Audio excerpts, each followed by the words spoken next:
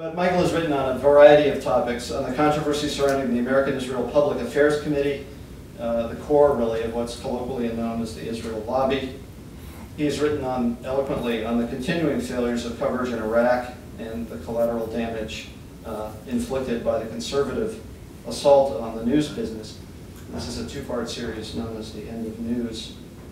And I just wanted to mention another provocation long ago, a little piece written in 1995 where Michael wrote a small critique of the vogue of inner-city nonfiction in the New Yorker. This was entitled, and I imagine you got some flack for this, Ghetto Blasting. It's a short piece, but if I can just offer a personal note, this was something that really changed my way of thinking and teaching about the kind of writing that Michael critiques and does so well. Tonight he's going to be speaking on the press, war, and American exceptionalism. It's an honor to have him here. Will you please welcome Michael Munson.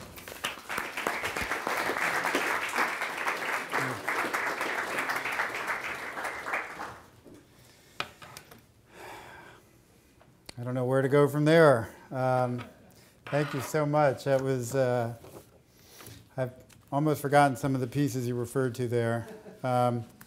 That subtitle of that book was my publisher's idea, because she thought that it needed a book on drug policy. The drug war needed something to sort of shake people up. And I think it shook the book out of the hands of most people, because when the paperback edition was published, they left all that off. So I don't think that was the best idea. But anyway, thank you so much. And it's a pleasure to be here. I just was walking out on your beautiful campus on this nice September night. And it's almost like discussing the war in Iraq in such pleasant surroundings. I can see how people can sort of wall off the outside world. But I'm going to try to be a little provocative, as you kept mentioning in connection with me, and I hope we'll have a discussion, because I am going to throw out some ideas about the relation of the press and the war and America's view of itself that I would like to get a discussion going. So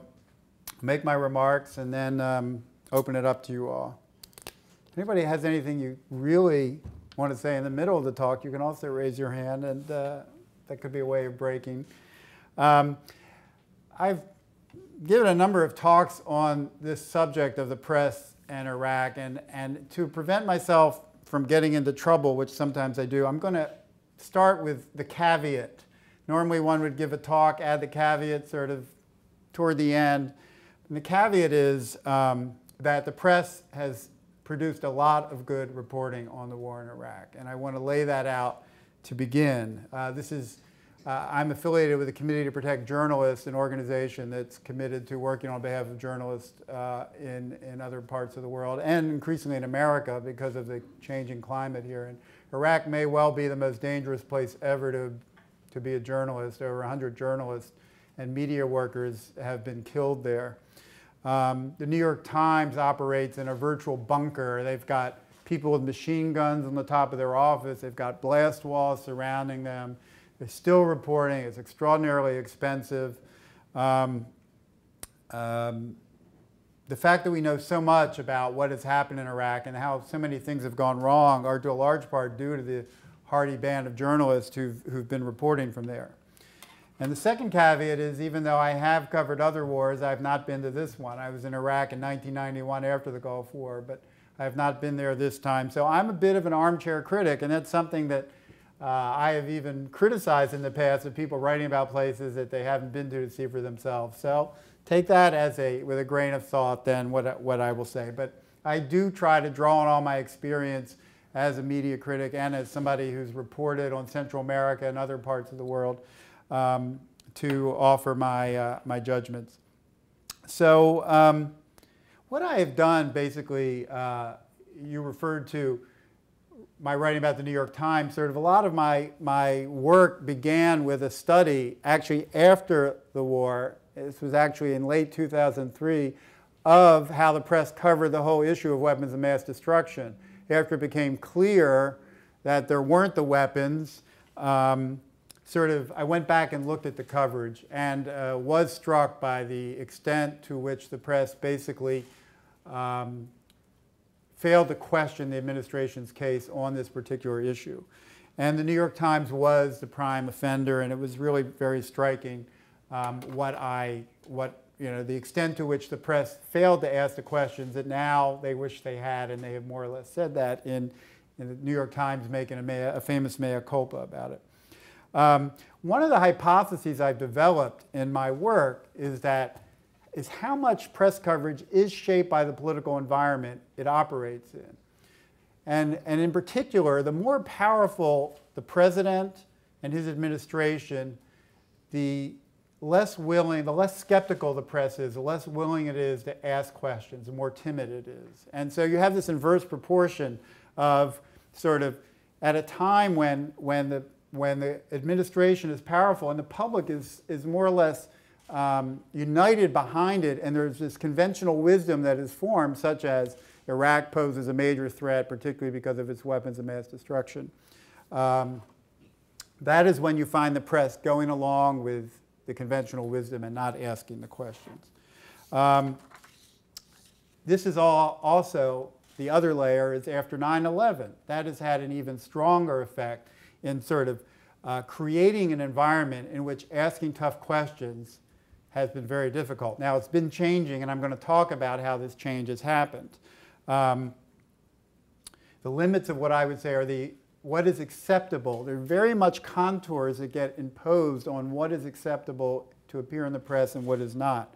And I have to say that in addition to the broader political environment, there's this other factor which I have also written about, which is that there is this very strong network of organizations on the right that attempt to sort of discredit the mainstream press and make it even more defensive. You know, there's Fox News and Rush Limbaugh and the whole army of radio talk show hosts who have taken their cue from him, and Ann Coulter, who likes to call journalists traitors for asking questions, and Weekly Standard and the Wall Street Journal editorial page, and a lot of bloggers. I mean, they serve as like an echo chamber so that what the administration, what the White House will say gets bounced around and amplified. And it's very intimidating for many journalists when a story you've written will get picked up by a Rush Limbaugh and 12 million listeners that week will sort of hear you denounced as a pinko and so on.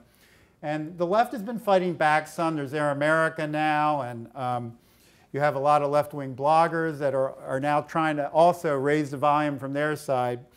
And I have mixed feelings about, you know, the nature of the discourse that this adds to, but I still feel it's very tilted to one side. And there's a Fox News, but there's nothing on its other side. And I do feel that adds to the intimidating quality that's out there. Now let's talk about Iraq. I want to talk about how these contours have existed, how they operate, and how they've been shifting so that, you know, what is legitimate for the press to report on and what gets left out. What are the silences that we're not hearing about? And I want to relate this to the idea of American exceptionalism, this idea that we all have, that we are an exceptional nation, that we're sort of special, and that there are certain things that we represent, and how this notion itself adds to the boundaries of acceptable discourse in the press. I want to begin by talking about an article that has just come out in the Columbia Journalism Review, publication that I've been long affiliated with, called Failures of Imagination, American Journalists and the Coverage of American Torture by Eric Umansky.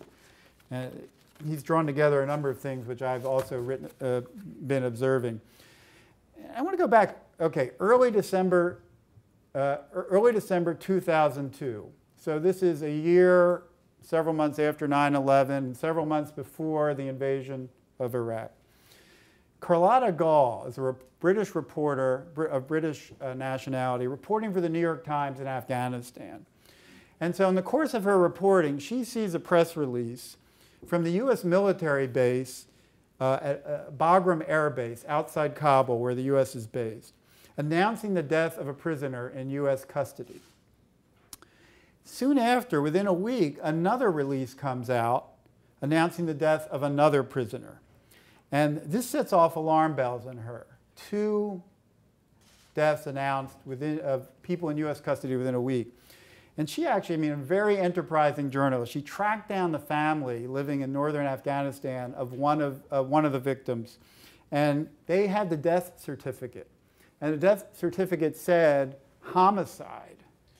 And it had a phrase, blunt force injuries to lower extremities, complicating coronary artery disease in this person. So this to her, she did more research, and she found out about the abuse of this prisoner and how that contributed to his death. And she filed a story on February 2nd, 2003, went to the Times, and the foreign editor, Roger Cohn, was very struck by this story, thought it was really a revealing piece. So he took it to the page 1 meeting of the New York Times. Every day the New York Times has a page 1 meeting to get all the editors of the different sections. What stories are we going to put on the front page? And what the Times and other top papers decide to put on the front page is a major step. This is like they're saying, here are the stories that are most important. And you would be really surprised the extent to which the coverage of a story on the front page versus inside affects the debate. Washington Post and New York Times are the two most powerful news organizations in the country, and their front pages are the most important parts of those organizations.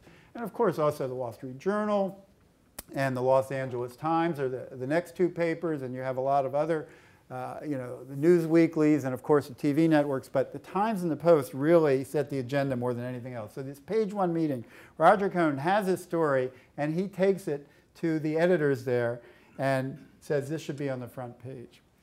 They say no, we don't think it's important enough. So he tries 3 other times to do it with increasing urgency and frustration, and each time he's turned down. And Roger Cohn actually told Eric Umansky that, he lay awake at night. He was so upset. This was the most upsetting experience he ever had as foreign editor, that this story, he could not get it on the front page. So eventually this story ran in early March on page 14. The headline was, U.S. military investigating deaths of Afghans in custody. Investigating deaths. So it didn't even, say 2 Afghans die in U.S. custody. As it turns out, the investigation U.S. military launched was only in response to Carlotta Gall's queries to them. So this story appears in early March, page 14, at the same time that the Times had been running stories by Judith Miller and others on the front page about the weapons that Iraq had and about the defectors saying that Saddam Hussein had these programs and so on and so forth. Now, Roger Cohn, when he was asked by Eric Umansky about this, he said he did not really understand why this happened. Very diplomatic, I think. Doug France, who was a New York Times investigative editor at that time and who's now managing editor at the LA Times, so he's not at the New York Times anymore, told Umansky that Hal Raines and his underlings, quote, insisted it was impossible. In other words, that this could have happened, that the U.S. could have done this. It was just hard to get their minds around. And Gall was more vocal. She's British. Maybe that gives her a different perspective. She attributed the delay in coming out with a story to a reluctance to, quote, believe bad things of Americans, especially after 9/11. She said there was a sense of patriotism, and you felt it in every question from every editor and copy editor. I remember a foreign desk editor telling me, remember where we are. We can smell the debris from 9/11. Now, 2 years later, the New York Times did a huge investigation of these 2 cases. Tim Golden was the reporter. Devoted thousands of words, big front page coverage, more than one story on these cases. Voluminous investigation. Things had changed by then. So 2 years later, it became front page news. A lot happened. I'm going to discuss what happened, but the contours at this point did not allow this story to get on the front page with a headline that would suggest that these Afghans had died because of abuse at the hands of Americans. Okay, now summer 2003. So I've just talked about right before the Iraq War. Now the invasion has occurred, and this is the summer 2003. Charles Hanley is a special correspondent for the Associated Press. This is another major, very important news organization, of course. Now he was preparing to go to Iraq, and he was doing research. And he came upon a little-noticed Amnesty International report, which charged that human rights abuses were occurring in U.S. prisons in Iraq. And when he got to Baghdad in September of 2003, he began poking around, and he went to the Red Crescent, which is their equivalent of the Red Cross, found 6 former detainees whom he interviewed. Each had been released without being charged, and each told him not of tales of outright torture, but of humiliation and abuse. Water was withheld. They were shackled for hours in dangerous positions, in painful positions. They were bound and made to lie in the sun, even when 120 degrees. He worked on this story for a month, asked the military repeatedly for a response. The military did not respond. He filed the story in November 2003. The lack of the U.S. response and the lack of the AP did not really push this story big, meant that it got little notice. It got more attention abroad, particularly in Germany, where Der Stern ran it big, but in the U.S., almost nothing. And so Hanley, when he was interviewed for that article in CJR also, he said, after I published, I assumed other people would follow up. That's what really surprised me, that they didn't. He said part of it was they were overwhelmed. They had so much going on. There were so many other stories going on in Iraq. But he added, it's a certain mindset. I think there were an awful lot of editors of papers who will react negatively to a bunch of Iraqis saying something so nasty about the American military. Okay, so this is all preliminary to Abu Ghraib breaking.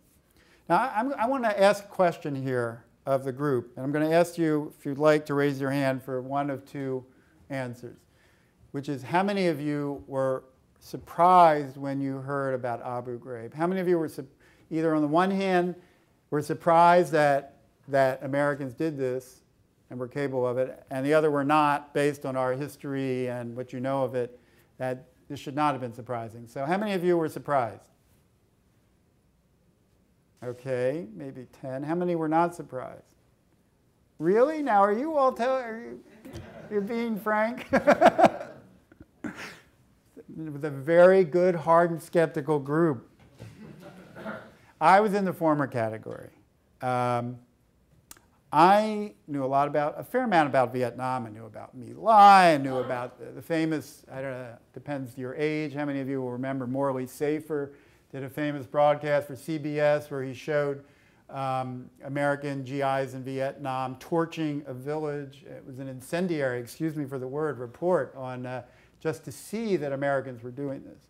And the famous Phoenix program, where the CIA had an assassination program going after North Vietnamese cadre in the South, and a lot of people of questionable guilt were killed. Reported in Latin America and Central America, the famous School of the Americas, where we brought all these military officers from Latin America, where they got trained in all kinds of terrible techniques.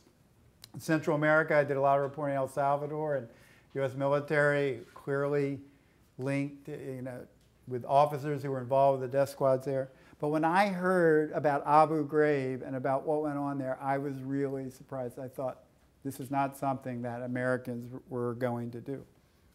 Call me naive. Now, I'm working on, with the Columbia Journalism Review now, we're doing an oral history of covering the war in Iraq. So we've talked to like 50 journalists trying to get their experiences and working it into a history. And so Abu Ghraib is one of the questions we asked about. And the answers have really been revealing. So I'm one Washington Post correspondent, really, I'm not going to use his name because we're figuring out what we're going to put in or not, but a very top correspondent there who's very respected for his knowledge of the Arab world. He said he was in Ramadi in November 2003 interviewing Iraqis about how the American military was arresting relatives of suspected insurgents as a way of pressuring people. And so he said, they were telling me just fantastic stories about torture that I just kind of shook my head and blew them off. I remember one guy who was being so detailed about this stuff that I even wrote it down in my notebook because it was remarkable, and maybe the detail made me think, maybe there is something here. Like all of us, I didn't follow up. Another journalist, Cox Newspapers, said, I didn't ask people about how they were being treated in Abu Ghraib before the big Abu Ghraib story came out. And in a way, I'm glad I hadn't been approached with these stories. I'm not sure I would have believed them if I had heard them before I'd seen the proof, because it seems so outrageous that there are American soldiers making prisoners get naked and pile on top of each other and simulate sex acts.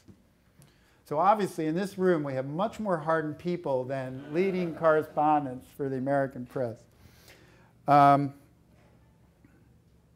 find these extraordinary acknowledgments on the part of these journalists that these Iraqis were coming up to them and telling them about being tortured, and they would not believe it. Now, one defense that they have, the journalists, is that exaggerations were common. Like, you talk to Iraqis and they would say, oh, the Israeli military was involved in something, and the Jews are doing this and that, and all kinds of outlandish tales. So to a certain level, you had to take things with a grain of salt. And yet, with all these people coming forth, nobody went with this story. Isn't that amazing in retrospect? Not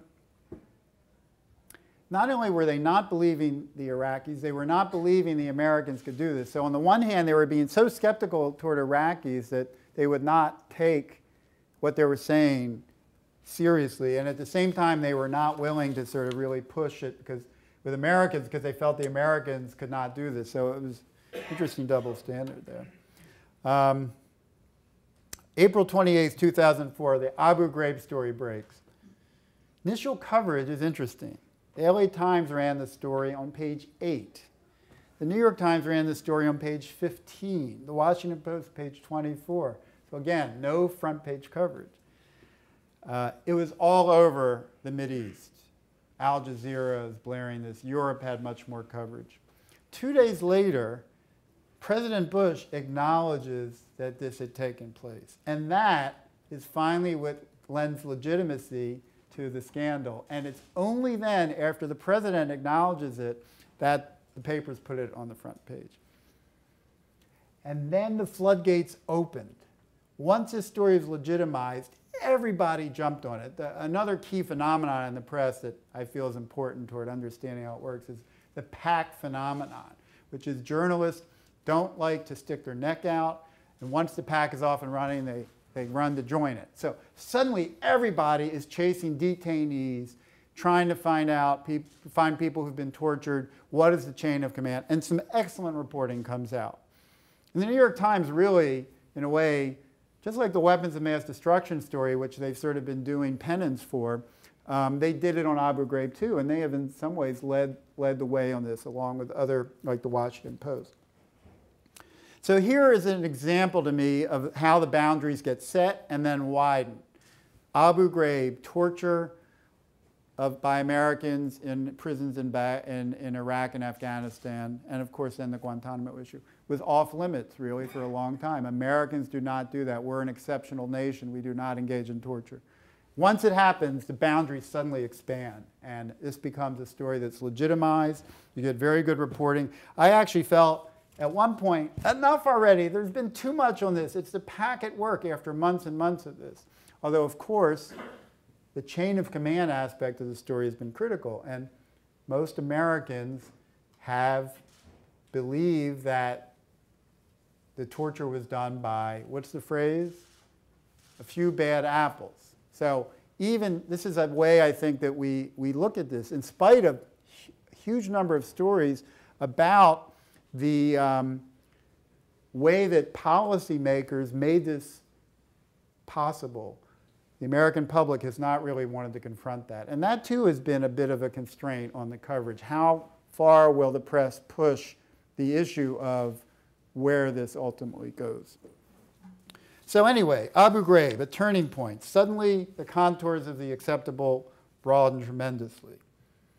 But constraints remained and have remained. And I want to talk now about another key area that I feel is continuing to affect the coverage we're getting, even as it's been, in many ways, very good and very tough. This has to do with the actions of U.S. troops in the field. I'm not talking here about detainees in prisons and detention centers. I'm talking about the nature of what the U.S. military does in the day-to-day, week-to-week occupying of Iraq. This is really a difficult issue for any country's press to do because it's our boys in the field. We have sent them off, put them in harm's way. They're facing huge dangers. Whatever people think of the war, we want to support the troops, right? They're there forced with day-to-day decisions and many of them have died and families are losing loved ones. So it's a very sensitive issue. But I still feel that this has been a major deficiency in the coverage, and it's been dangerous even for both the public not knowing exactly what's been going on and also for our policymakers, both political and military, because it has kept important information from our policymakers, from the military itself, and has led to even more destruction and bloodshed in the field. So what am I talking about? I'm going to go back a little bit and talk about another incident that I feel illustrates this point that I'm making now, which is my broader point here. We've talked about Abu Ghraib, and as an example, now I'm going to talk about this broader issue where I still feel we're feeling the effects. I'm going to talk about the capture of Saddam Hussein in mid-December 2003. Now, at the time, as you all will remember, this was seen as a moment of great triumph. Remember Paul Bremer coming into the press conference saying, "We got him," and like this gasp went up and everybody knew who he was talking about. And there were all these predictions that this was going to deal a major blow to the insurgency, and the insurgency was going to be broken, and there was analysis, how did this happen? And it was all about the gathering of intelligence and how U.S. soldiers managed to get people, get the information, work their way up, narrow where he was, and ultimately find him in that hole. Now, Tom Ricks, a Washington Post correspondent, has written this book, Fiasco, which is a terrific book. And what he's done is he's gone back to this period, 2003, 2004, into 2005, and sort of reconstructed what really was going on with the U.S. military on the ground. And tremendous sourcing. He is a Pentagon correspondent. He's gotten all these military people who've been themselves so put off by what they've seen to talk to him. And so 2003, summer 2003, the insurgency erupts. Suddenly, you know, what is going on here? If you recall, people did not really know what it was all about. They're trying desperately. Who are these people? Are they foreign fighters? Are they jihadis coming from Saudi Arabia and Jordan and so on? Are they Baathists? And so the U.S. was really frustrated, U.S. commanders, because they did not have the proper intelligence on this. So in fall of 2003, as Ricks is describing it, there's a major effort to improve U.S. intelligence gathering. So all these, they start going out aggressively trying to get Iraqis to tell them what the hell this insurgency is about, who's in it, because they want to go get the ringleaders. Ricks talks about the 1st Infantry Division, which is stationed in the northern part of the Sunni Triangle.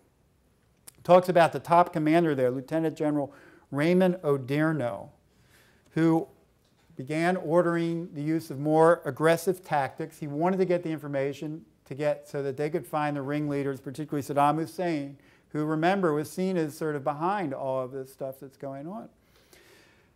And as Ricks describes it, all this information gathering was done in such a heavy-handed, aggressive way that it was alienating the very population that we were seeking to win over. He, again, has tremendous sourcing. So, for instance, he quotes one Army intelligence officer. "I saw so many instances of abuses of civilians, of intimidating civilians, that our jaws dropped." Vast majority, what the U.S. was doing is having these raids, going out, rounding up people en masse, bringing them in, questioning them to sort of some of the abuses that the Abu Ghraib was about. Most of them were innocent. They used very aggressive tactics, raiding the houses, throwing people aside, handcuffing them, putting hoods on them, keeping them out in the sun. He recounts cases of U.S. troops firing on civilians, like carloads of families that were hurrying to get home before curfew. And he says this isn't just a handful of bad apples here and there. He says there was shocking behavior of an elite interagency team of 1,000 CIA paramilitaries and black special operations forces devoted to finding Saddam and his top allies.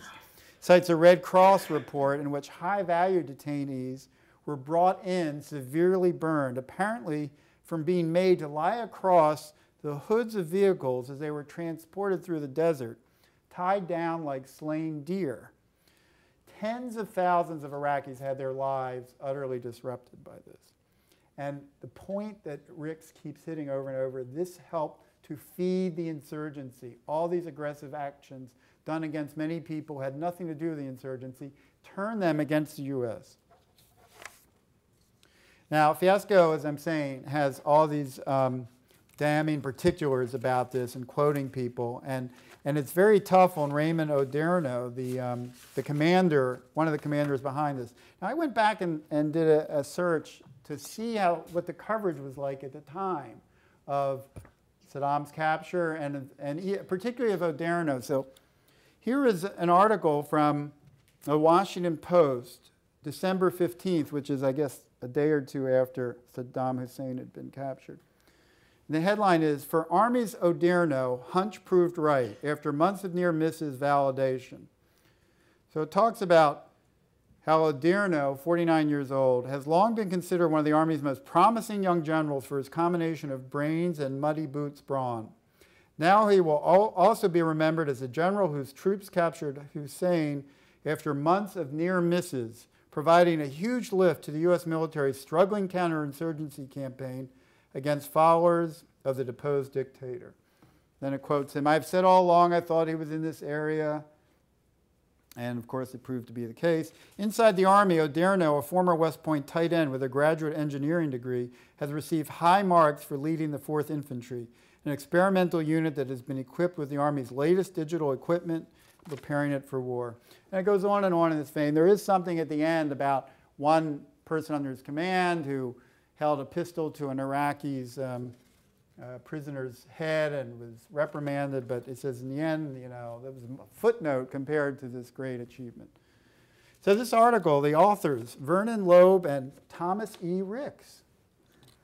The same guy who wrote this book, Fiasco, who has this brutal account of this guy Odierno and what his troops did in the field. I mean, and Ricks doesn't mention his own article in there.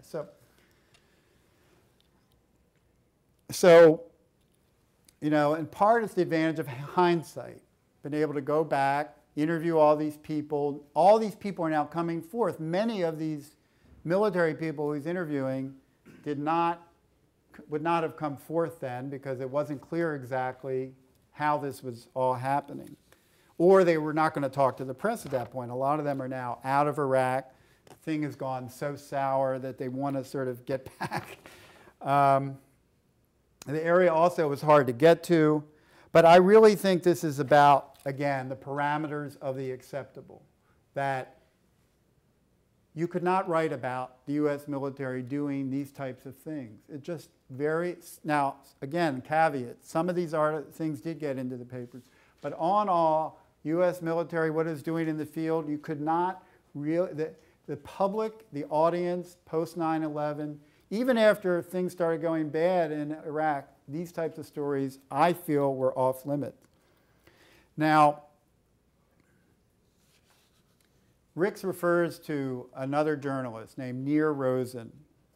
And I've interviewed Nir. He's, for some writing I've done. He's a remarkable guy. He's sort of while you have all the major news organizations, he's the guy who goes out in the field on his own. He is American, but his father is Iranian. He's sort of darkish skin and can move in Iraq in a way that sort of, you know, other American reporters can't. And he knows Arabic. This is a key difference with so many reporters. And he made a point of going out into the field. He wanted to see what the Americans and the occupation looked like from the Iraqi standpoint. And he has written some of the most extraordinary stuff. And so he went and got embedded with a group of U.S. troops, you know, embedded where you can go and get permissions to hang out with American troops. So this was the 3rd Armored Cavalry Regiment in the same period that Ricks is writing about. And he went out with these guys, and he wrote a series for Asia Times. That was where he ended up publishing it. And, you know, I'm starting to run out of time, but Rick's quotes from this series. It's interesting that he relies on Nir Rosen, this guy writing for Asia Times and also for a magazine in Colorado. He was taking assignments wherever he could get it. And he just described what he saw of these troops going in. This is when they're trying to get this intelligence. And they're using sledgehammers to break down the doors of houses and rushing in and pushing women aside and the men taken out, prisoners with duct tape on their eyes and their hands, cuffed behind them with plastic zip ties, sit in the back of the truck for hours without water. By daylight, the whole town can see a large truck full of prisoners. 2 men walking to work with their breakfast in a basket are stopped at gunpoint, ordered to shut the fuck up as their basket's contents are tossed out and they are questioned about the location of a suspect. The soldier guarding them speaks of the importance of intimidating Iraqis and instilling fear in them. In one house, they burst in and they shot a man named Ayub in the hand with non-lethal pellets, to sort of immobilize him, and they arrested him. In the house, they seized 2 CDs that had images of Saddam Hussein on them. They thought, aha, this is evidence of their support. In fact, it was a widely circulating CD that said in Arabic, "The Crimes of Saddam." Several hours after taking this guy into custody and after shooting him with these non-lethal pellets, they got word that he was the wrong Ayub and they released him. And you just would read very little of this type of hard-edged reporting in major U.S. news organizations. Now, just briefly, a New York Times piece from the Week in Review, March 7th, 2004. Again, I'm not going to name the reporter, but he's somebody you would all have heard of. And there were suicide bombings that had been going on in Baghdad and elsewhere. This is when a surge of them, and then he's writing about the reaction of people to them. And he said, in Baghdad and Karbala, angry survivors of the bombing shouted their curses not against Sunni militants who have stamped the past year with violence, but against America and Israel. Inherent as that seemed to an outsider, the fury suggested that on the Iraqi street, the old enmities, not the new possibilities, still dictate. And he goes on, hard as it is for Americans to comprehend, many Iraqis, at least at times of stress, resort to a vehement distrust, a hatred even, for the country that rid them of the dictator who sent hundreds of thousands to their graves. It says in conversation with Iraqis every day, they talk about their lost faith in America and how the Americans have delivered nothing. He says, in these exchanges, it is unprofitable for a Westerner to list the undertakings, the rebuilding of oil refineries, the power plants, sewage treatment facilities, bridges, ports, schools, clinics, and much else that have already cost American taxpayers about $5 billion and will soon begin consuming $18.4 billion more just voted by Congress. The Americans have done nothing for us, runs the mantra, as if proper patriotism requires it.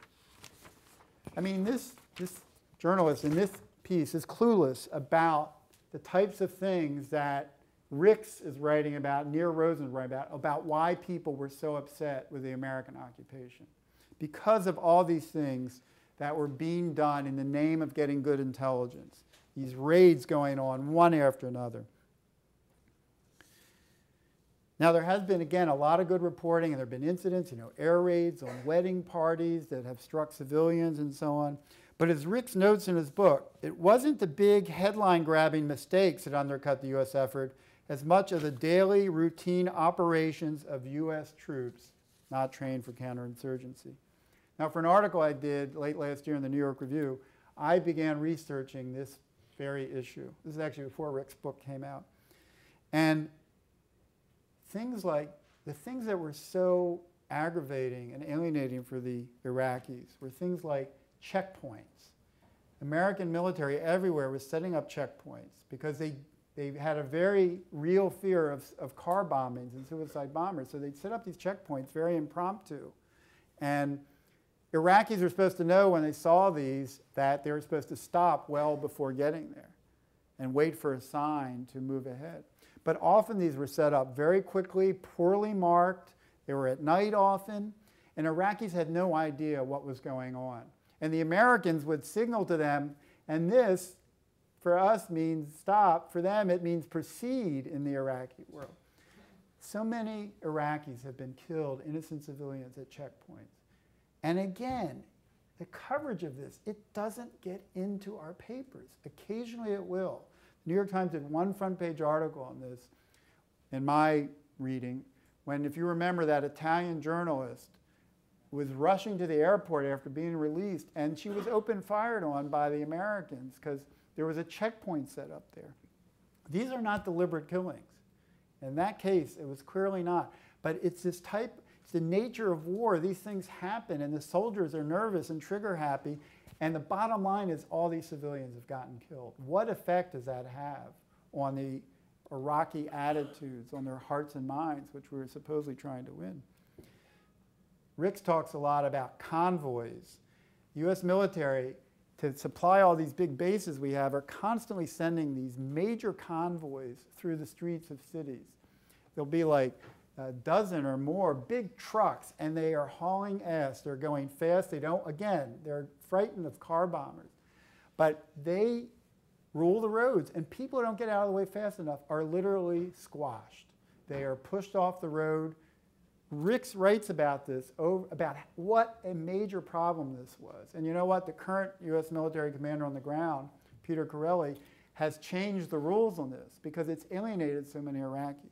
Again, I just don't see any press coverage of this whatsoever.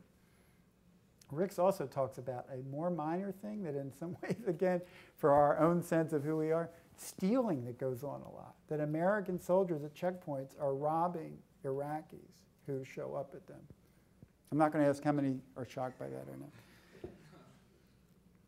But almost every family in Iraq has a story to tell of things like this that have happened. And again, I just don't feel that that gets reflected that much in the coverage.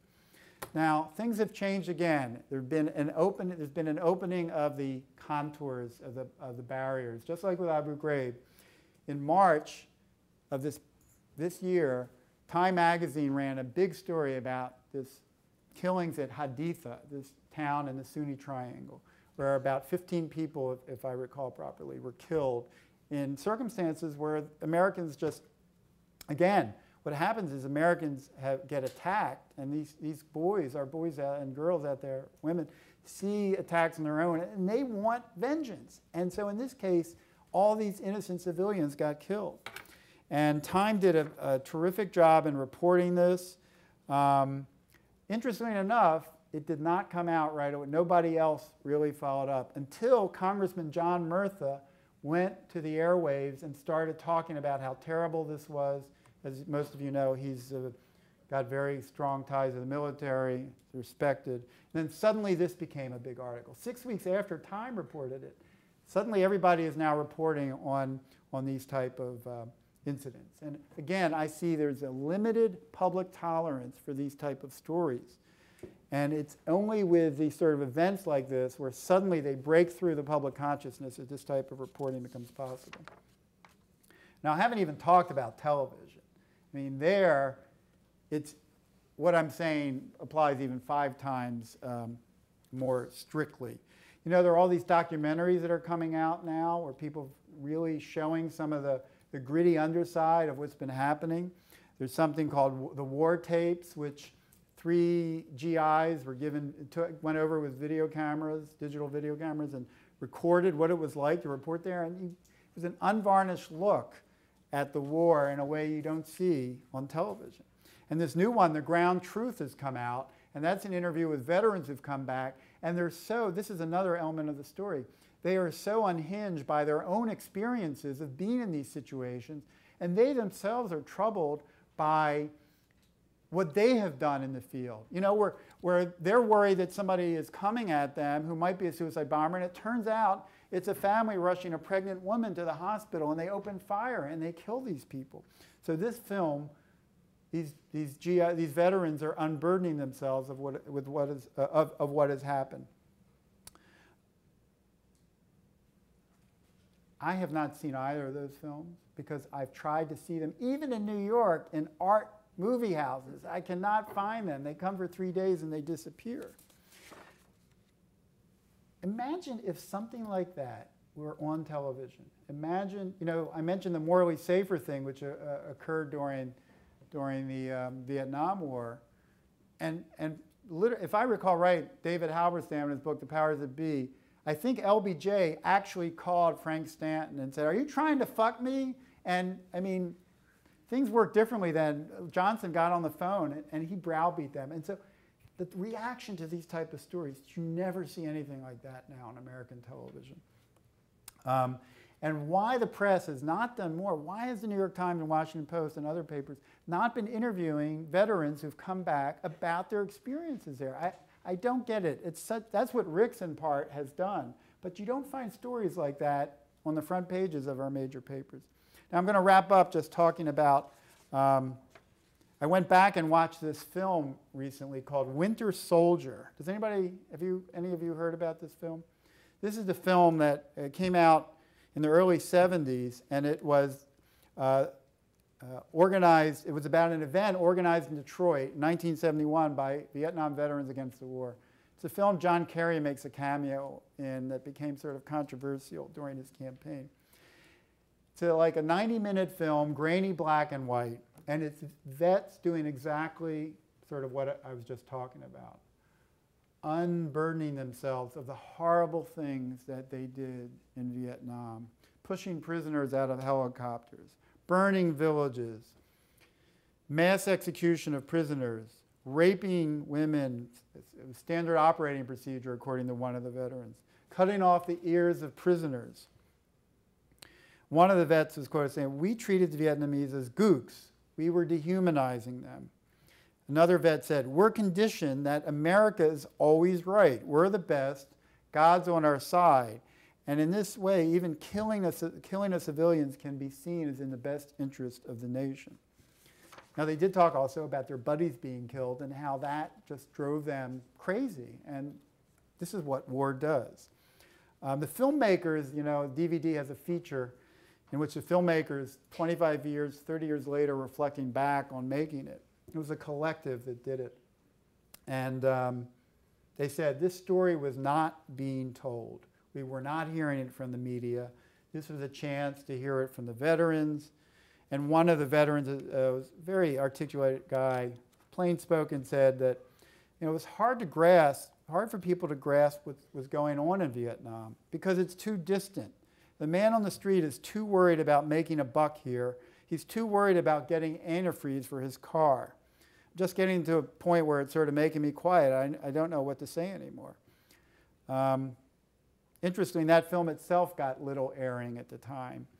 But the stories that they told have been largely corroborated. And interesting enough, as I was going on the web to look at what was being said about Winter Soldier, this film, I came across a story the LA Times ran on the front page, August 6, 2006, just 2 months ago.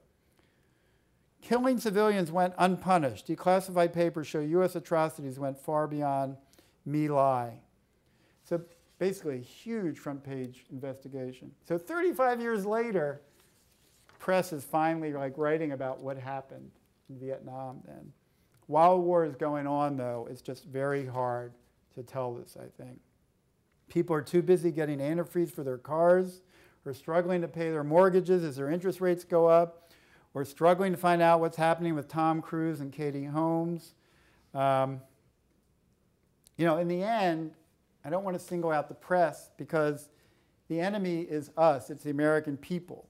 We still want to keep to this idea that it's a few bad apples who are doing this, that we are an exceptional nation, or, in the words of Madeleine Albright, former Secretary of State, we are the indispensable nation. It really seems odd looking back at that, doesn't it? That term, the indispensable nation. Under Clinton, it didn't seem such a stretch. So in concluding, the point is not that American boys are not good. It's that war makes good people do bad things. That we know as much as we do about the horrors going on in Iraq, the press deserves a lot of credit. But I wish it were bolder. I wish it were doing more to strip away the veneer of illusion and self-regard that we as a nation shellac ourselves with. I would like to see papers and TV networks do more to alert the American public to the true nastiness of war and about what our soldiers are doing or being forced to do in our name. Only then will Americans fully realize that war does not discriminate, does not make exceptions, but dehumanizes occupiers and occupied alike. Thank you.